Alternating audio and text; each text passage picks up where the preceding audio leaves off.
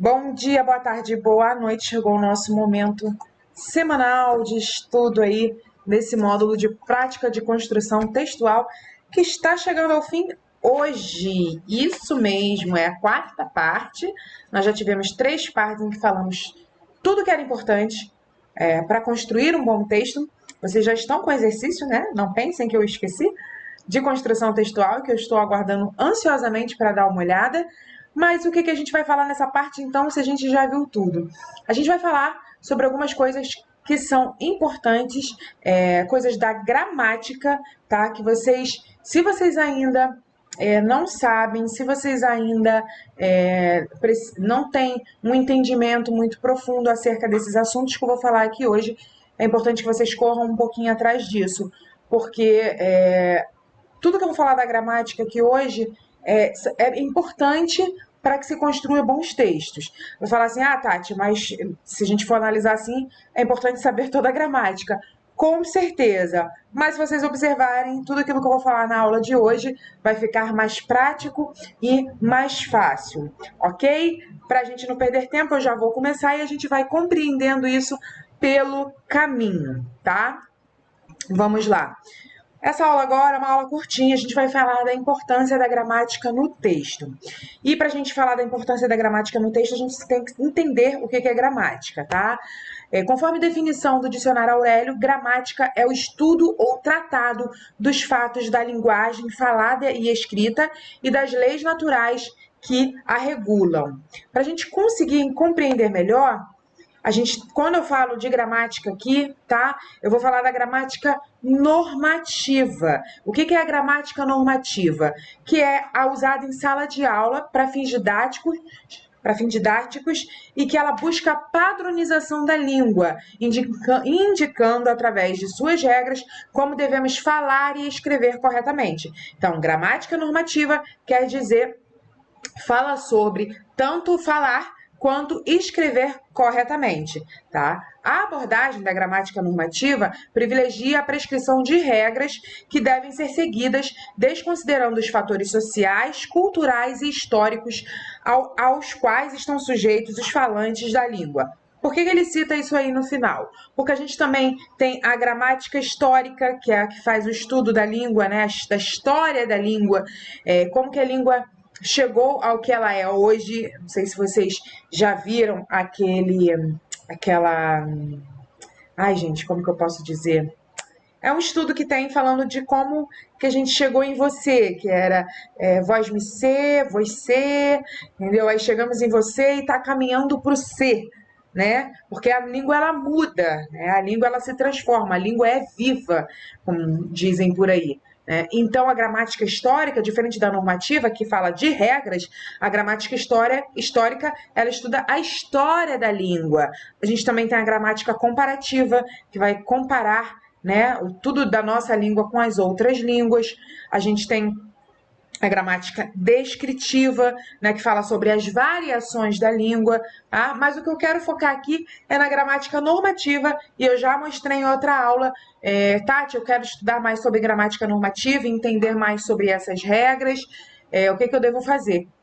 Internet é bom? Vai ter tudo que vocês precisam, mas como saber o que pesquisar, como saber o que é importante? Vocês comprar uma gramática, ter uma gramática é algo muito importante. Essa aqui é do Rocha Lima, tá? A gramática normativa da língua portuguesa. Essa aqui já foi revista depois do acordo ortográfico, tá? Assim como o dicionário, vocês terem uma gramática normativa, em caso, o livro mesmo, tá? Ou e-book, né? Hoje em dia também tem muitos e-books por aí, é muito importante, porque lá no índice da gramática normativa vocês vão ver tudo que é importante dentro dessas regras, tá? Da língua portuguesa, para a construção de frases, de significados de palavras, o que é no Brasil, porque a gente fala a língua portuguesa, tem outros países que também falam, né? Portugal, Angola, mas na língua portuguesa, o que se diferencia? Fala de ortografia, e vem falando de substantivo, artigo, adjetivo, né? Que é tudo que compõe uma frase, um período, a gente vai falar de sintaxe nessa aula também. Então, é importante que vocês já saibam que sai tudo aqui da gramática de verbo, preposição, conjunção, interjeição, estrutura das palavras, teoria das frases, tá? Fala de verbo, fala de tudo. Tá? Então, qual é a importância da gramática? A importância da gramática dentro da construção de um texto ela é total, porque se você não souber escrever dentro da língua que você se propõe a escrever esse texto, você vai ter problemas aí, com certeza, ok? Então, corram atrás de uma gramática, ou física ou online, para estudar mais, para saber as dúvidas, para tirar as dúvidas. Para quem vai estudar para concurso, provas e tudo mais, é muito importante ter uma gramática, porque o que cai nos concursos são as regras.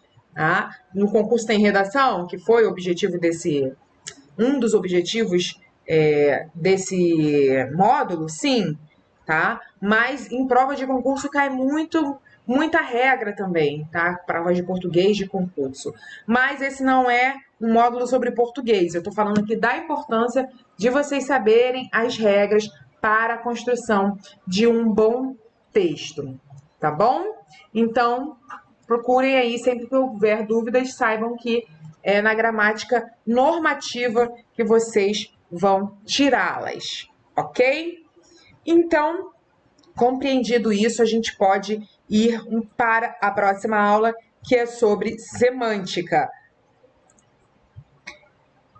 Semântica é outra coisa que a gente falou bastante aqui, toda hora eu falava de encadeamento semântico, de semântica, né, na hora da construção do texto, e aí muita gente deve ter se perguntado o que é semântica, que bicho é esse, eu nunca ouvi falar disso, ou então deve ter lembrado, eu já ouvi falar, mas eu não lembro o que é, ou já lembra, já sabe, e eu tô aqui só reforçando esse conhecimento de vocês, tá? Quando a gente fala de semântica, a gente fala aí da ciência que se dedica ao estudo do significado e à interpretação dos significados das palavras, frases ou expressões dentro de um específico contexto. A gente falou aí nesse módulo de construção textual, certo? E aí a gente vai falar da semântica. Quando a gente fala da semântica, é porque é a semântica que vai permitir, né? Esse estudo é que permite que a gente compreenda as palavras e as frases dentro do contexto em que elas estão escritas, tá? Dentro do contexto que as frases foram escritas, dentro do motivo, né? Que as palavras foram colocadas cada uma naquele lugar, tá? Então, quando a gente fala de sentido, interpretação, de significado, a gente está falando de semântica. Continuando aí, a semântica é conhecida como o estudo do significado, né? E o objetivo é explicar o sentido da mensagem que está sendo transmitida. A análise semântica, quando a gente fala assim, vamos fazer uma análise semântica deste texto, a gente está falando da explicação da mensagem por meio do olhar atento ao texto completo ou através das palavras que estão compondo a oração. Tá, qual é o significado dessa frase aqui nesse contexto, nesse texto inteiro? Tá? O significado de uma frase pode ser diferente do significado do texto em geral. Tá? Então, quando eu explico uma coisa, outra coisa é outra coisa, tá? Então, se eu faço uma análise semântica, uma análise do significado, eu posso estar fazendo aí uma análise do significado de um parágrafo, de uma frase, tá? Ou de um texto como um todo, ok? É muito importante a gente observar isso. E aí, no campo de estudo da semântica, alguns conceitos são básicos para o entendimento do significado das palavras. Tá, como que eu vou entender o que essa palavra está querendo dizer nesse contexto aqui? Tá? Quando eu falo de contexto, é que a palavra, as frases, tudo pode mudar de significado de acordo com o objetivo daquilo que está sendo escrito. E aí, para isso, é importante que a gente entenda o significado de algumas coisas das palavras. E aí, para isso, a gente precisa entender, esses conceitos, que é o conceito de denotação, conotação, sinonímia, e esses nomes são horríveis de falar.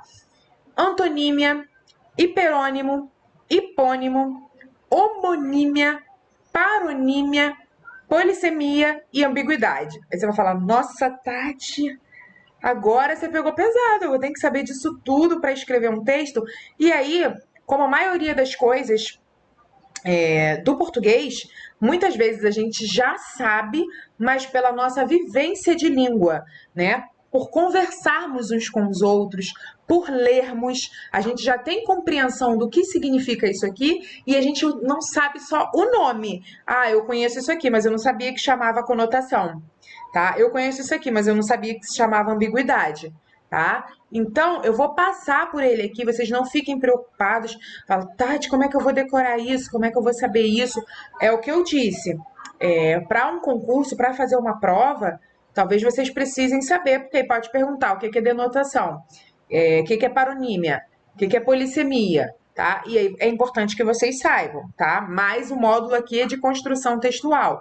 Então é importante que vocês entendam esses conceitos para saber dar significado àquele texto, aquele parágrafo, aquela frase, ok?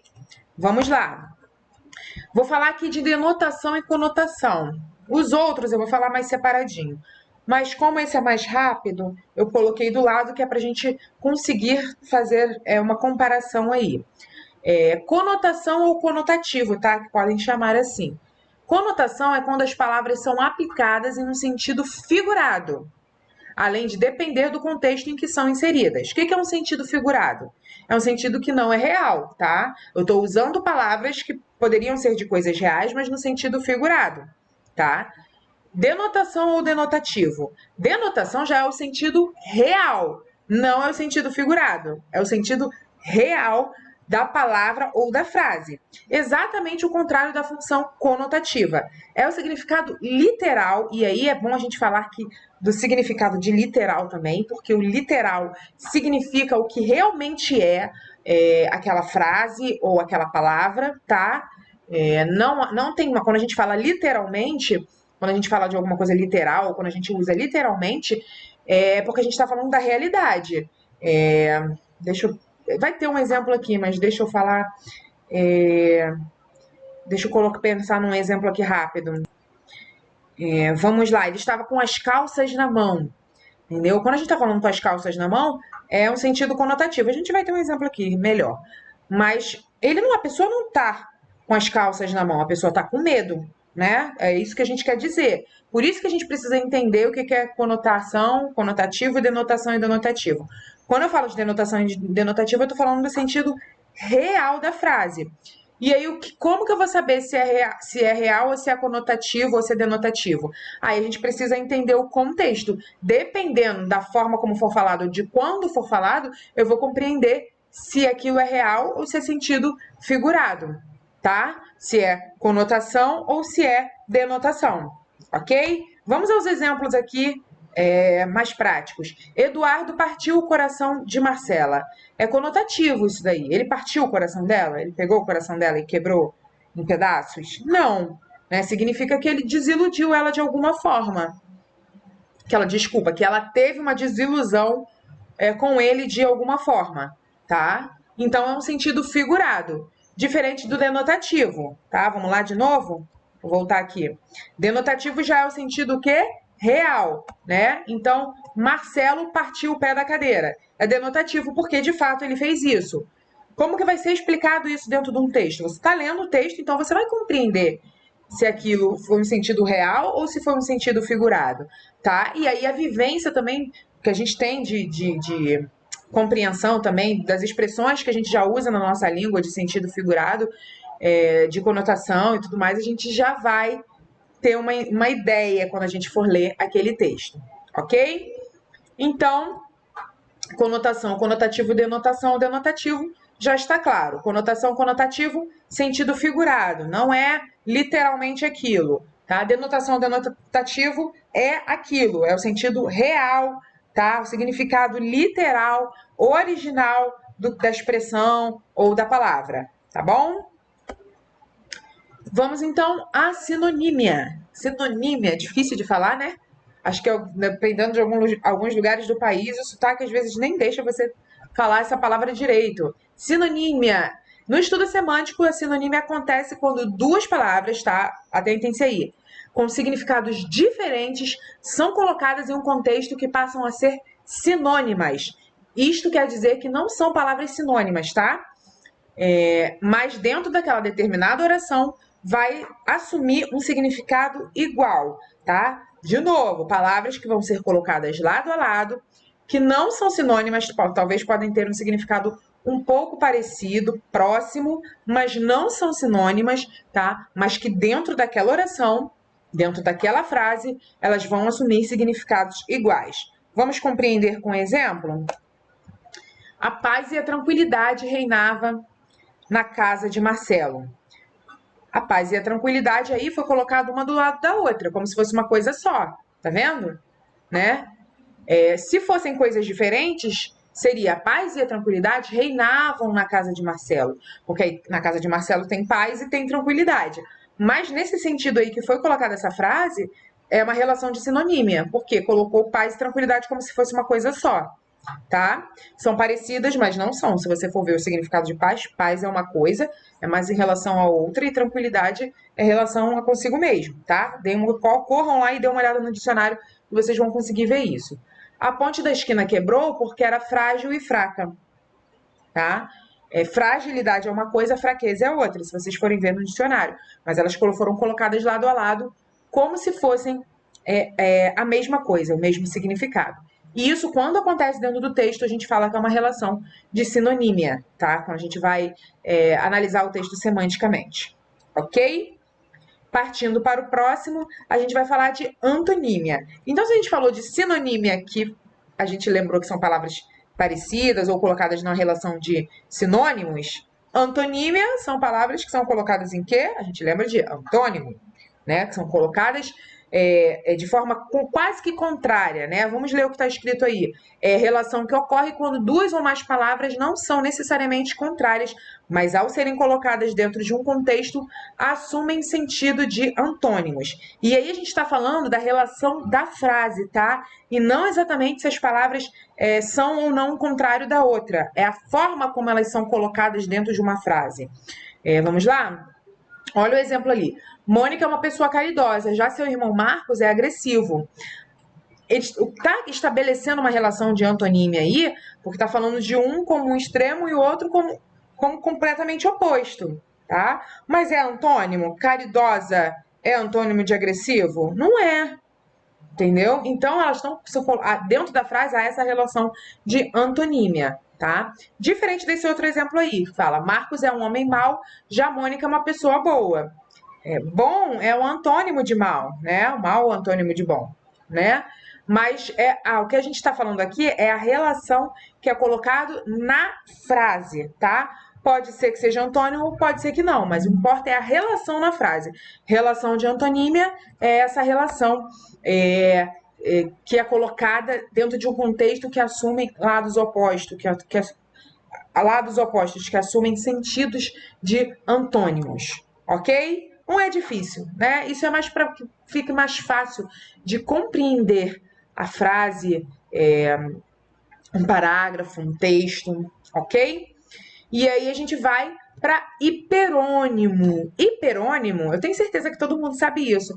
São palavras que têm um sentido mais abrangente, ou seja, englobam um conjunto de palavras relacionadas a ela e que estão dentro do mesmo grupo semântico, tá? Quando a gente fala de grupo semântico, ou fala de uma palavra que tem um sentido mais abrangente, olha o exemplo aqui. A gente está falando de profissão, é um hiperônimo. Por que profissão é um hiperônimo? Porque dentro do grupo de profissão, eu tenho várias outras palavras, né? Eu tenho médico, jornalista, cozinheiro, dentista, publicitário, né?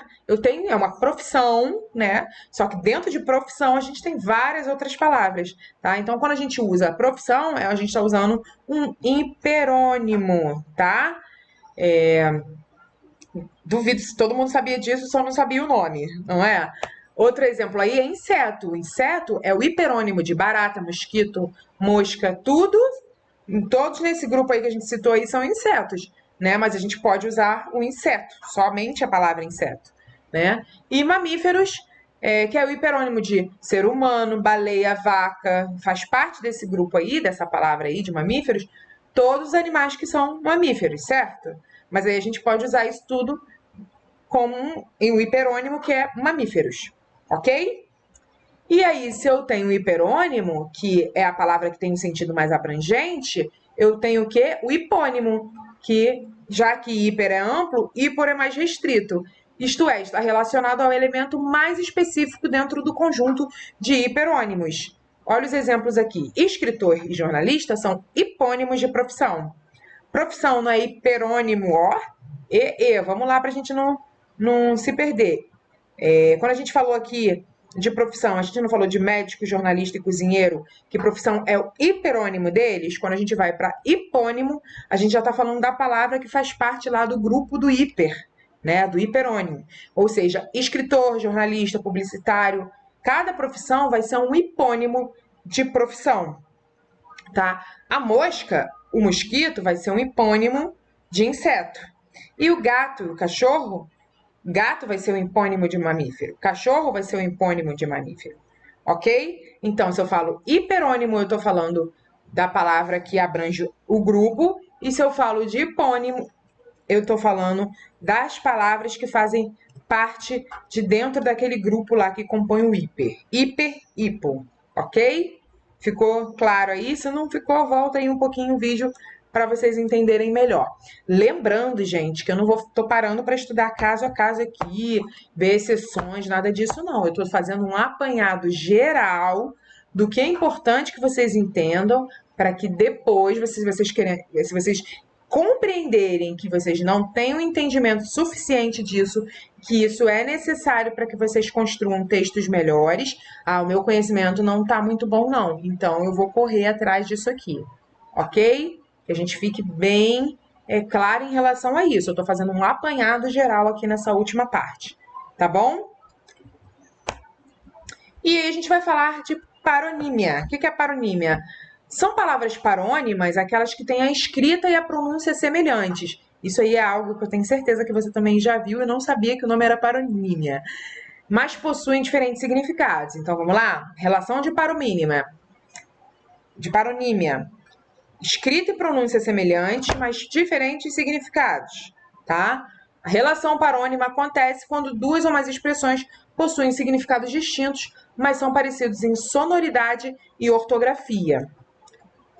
Os exemplos: absolver e absorve é parecido, né? Não estou falando que é igual, tá? Parecido. É bom que a gente deixe isso bem claro, tá? Semelhantes, tá? Mas tem um diferente significado. Não é exatamente igual. Recrear e recriar, tá? Recrear, divertir, e recriar, criar novamente. Eminência, de elevado com iminência, qualidade do que está iminente. E aí a gente precisa saber conhecer as palavras, né? E aí, às vezes, a gente pode ter uma dúvida sobre recrear e recriar. Às vezes pode surgir uma dúvida gramatical. Ai, meu Deus, se escreve com eu ou com i. Talvez o contexto que você queira escrever vai te ajudar nisso, tá? Porque o contexto é que vai dar significado àquela palavra ali. Por isso é que a gente está estudando aí a semântica, que é o significado das coisas, das palavras, das frases, do texto. E aí, essas palavras semelhantes vão acontecer quando houver essa relação aí parônima, tá? Ou uma relação de paronímia, ok?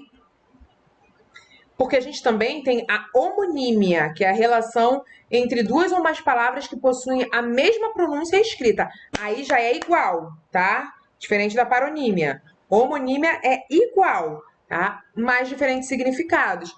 Então, olha as palavras homógrafas, tá? Expressões de sentidos diferentes, mas a mesma escrita. Por exemplo, sede, né? Sede escreve da mesma forma que sede. Não se fala igual, mas se escreve igual. E aí, como que eu vou saber, na hora de um texto, se a gente está falando de sede de beber ou de sede de matriz?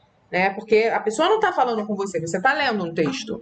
Né? Ou você quer escrever um texto e quer que as pessoas compreendam que você está falando de vontade de beber. O contexto vai ajudar. Né? Todas as frases que vêm antes e quem vem depois vão ajudar a pessoa a compreender. Tá? Mas aí vocês precisam entender que quando isso acontece é uma relação de homonímia. Tá? Tem aqui as palavras homófonas, que tem a escrita diferente, mas a pronúncia é igual. Tá? Sessão, ó. Olha quantas seções aqui. Cada seção dessa significa uma coisa, tá? Uma seção de filme, de cinema, uma é seção de cessar, né? De ceder, né? Então tem vários significados, tá? Acerto, ato de acertar e acerto de afirmação, tá? Ah, ele acertou, tá? Então a gente precisa compreender isso daí. Por isso que a gente precisa saber como que escreve a palavra para a gente saber e o que significa a palavra, já que a gente está falando de semântica, do significado das palavras, frases, dos textos, a gente precisa compreender como que se escreve cada palavra e tudo mais. E aí, na hora de escrever um texto, gente, não sei, não lembro, corre para o dicionário. As pessoas relutam em fazer isso. Tirando uma redação de uma prova, em que você não vai poder ter acesso, e aí eu já até dei a dica em outra aula, né, que se vocês estão fazendo uma redação, não lembra como escreve a palavra, troca por uma palavra que tem um sinônimo, né, uma palavra que tem o mesmo significado. Às vezes você vai precisar mudar uma frase inteira, mas é melhor do que escrever uma palavra errada e tomar ali e perder ponto, né? Mas na hora de escrever um texto, que não seja uma prova, que não seja uma redação, vocês têm total liberdade de buscar o dicionário, gente. E é isso que eu faço, que eu falo, e isso que eu indico que vocês façam, tá? Tem muito dicionário online aí. Eu uso aquele Priberam. E aí você conecta no dicionário e cada vez que você souber, você vê lá o significado. Ou então só jogar no Google, significado, palavra X. O Google já te abre lá 20 opções de dicionários ali que vão te dar o significado daquela palavra, para você saber se é exatamente aquilo que você escreveu, se a palavra quer dizer exatamente aquilo que você pensou que está dizendo. Tá, entenderam? Sabe? Às vezes a gente quer usar uma palavra mais rebuscada, uma palavra que não é muito usada no nosso dia a dia e não tem certeza se o significado da palavra é aquele, joga no dicionário, ok? Tem as palavras, desculpa, falamos de palavras homógrafas e palavras homófonas. Vamos falar das palavras perfeitas, que são as homógrafas e as homófonas ao mesmo tempo, ou seja, tem a escrita e a pronúncia igual, mas significados diferentes. Gosto, por exemplo, você tem o gosto de substantivo, você tem gosto verbo, que é gostar na primeira pessoa, que é eu gosto, né? Você tem o gosto, tá? Que não difere muito, às vezes uma entonação vai ser diferente, mas a gente escreve igual e a gente fala igual. Mas como que eu vou saber, como que eu vou fazer essa relação aí? Como que vai acontecer essa relação de homonímia? Vai acontecer de acordo com o contexto, tá? Vocês precisam ter a compreensão de qual palavra que significa o que vocês querem dizer, tá? Em qual contexto para que vocês possam usar, ok? Mas existem muitas palavras que acontecem assim, então a gente pode acabar errando, entendeu? Não homógrafas e perfeitas, não vai acontecer muito isso, mas nas homófonas, tá? A gente escreveu uma seção com 2 S, ao invés de uma seção com C cedilha, corre lá para pesquisar, quando que usa com 2 S? Quando que significa o quê? Quando que usa com cedilha, tá? Quando se usa, e essa seção com C, quando é que eu uso? Com C e 2 S, tá? Corre para lá, tá? E fala assim, Tati, você sabe? Às vezes eu não lembro não, gente. A língua portuguesa ela é muito complexa, não é sempre que a gente lembra, não. E às vezes eu acho que eu sei, mas eu vou no dicionário para confirmar, para não pagar mico, tá? Para saber que eu estou escrevendo aquilo de forma correta.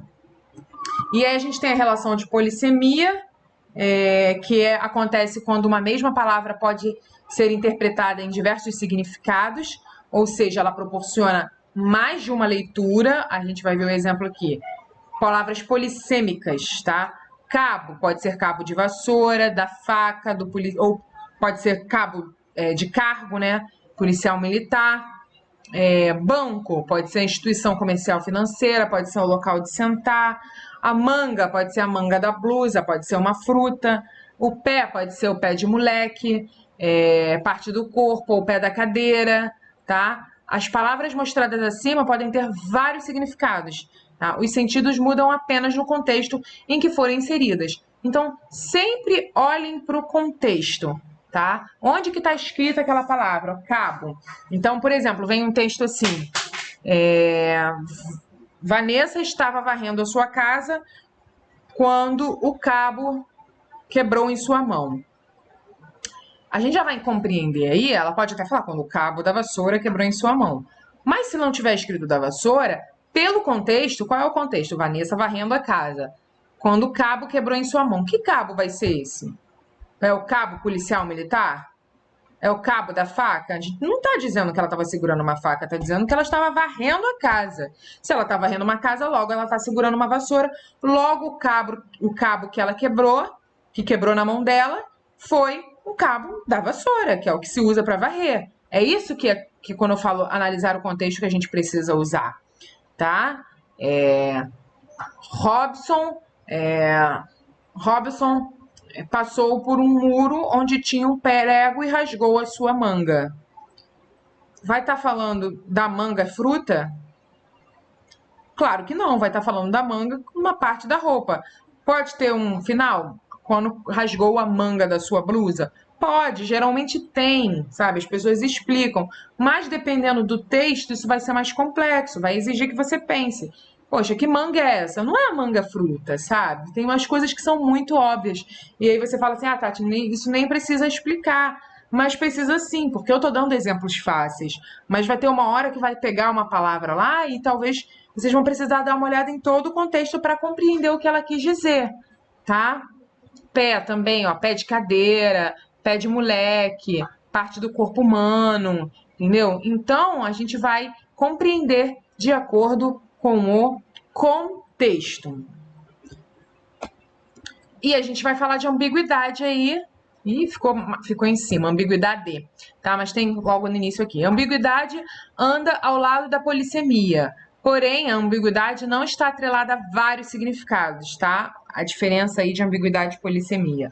Mas sim as possíveis interpretações em uma frase. Isto é, a ambiguidade está relacionada ao duplo sentido de uma sentença ou palavra, enquanto a polissemia caracteriza-se pelos vários significados de uma única palavra.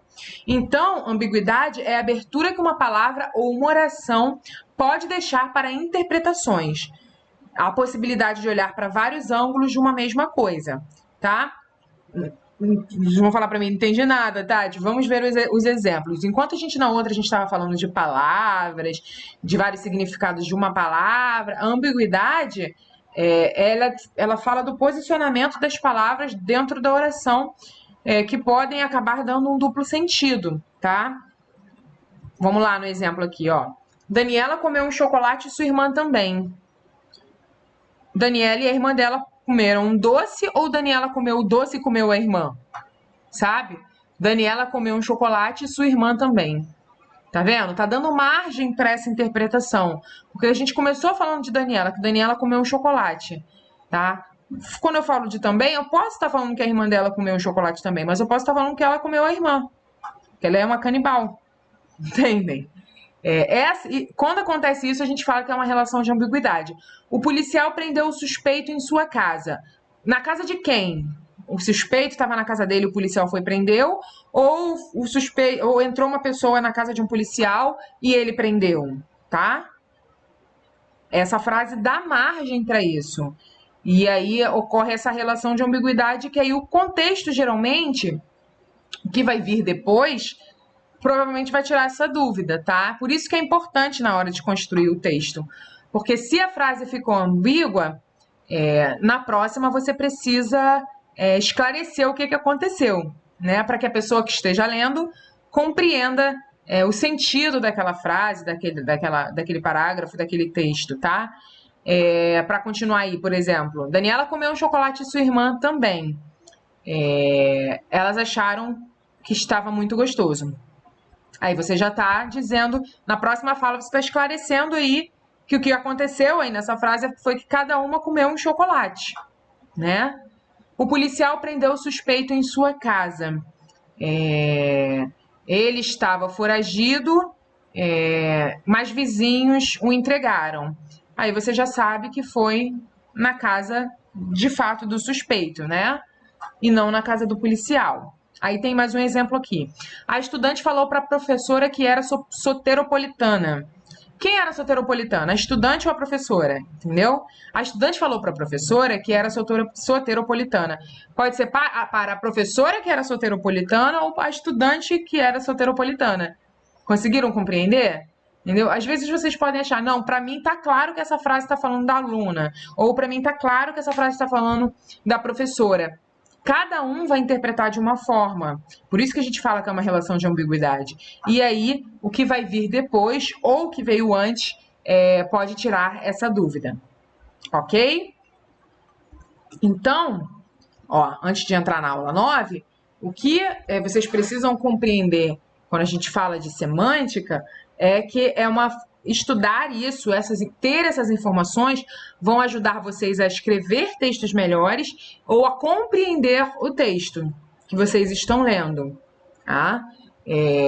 Ter esse conhecimento vai ajudar quando vocês olharem para um texto e conseguirem estabelecer a relação de semântica, a fazerem o estudo semântico daquele texto, qual o significado daquela frase, o que aquela frase quis dizer, ajuda muito na interpretação, né? O que aquele parágrafo quis dizer, o que o texto inteiro quis dizer, tá?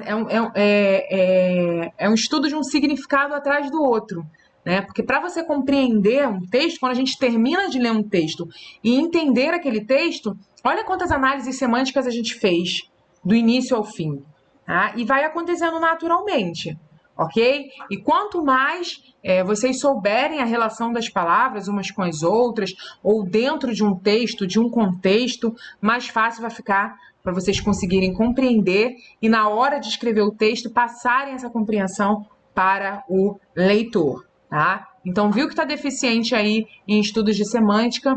Corre atrás para ver isso. Tá? Lembrando que eu só dei uma passada aqui rápida, tá? Tem muito mais do que isso. Imagina se a gente for parar aqui para ver tudo que tem dentro da gramática, né? É muita coisa, gente. Então, a gente vai falar um pouquinho na próxima aula sobre sintaxe, que também vai ser um apanhado geral, tá? Que é só para vocês compreenderem a importância de ter esse estudo, de saber algumas coisas em relação a isso, para que vocês possam escrever melhores textos. Espero que tudo tenha ficado claro e até a próxima aula.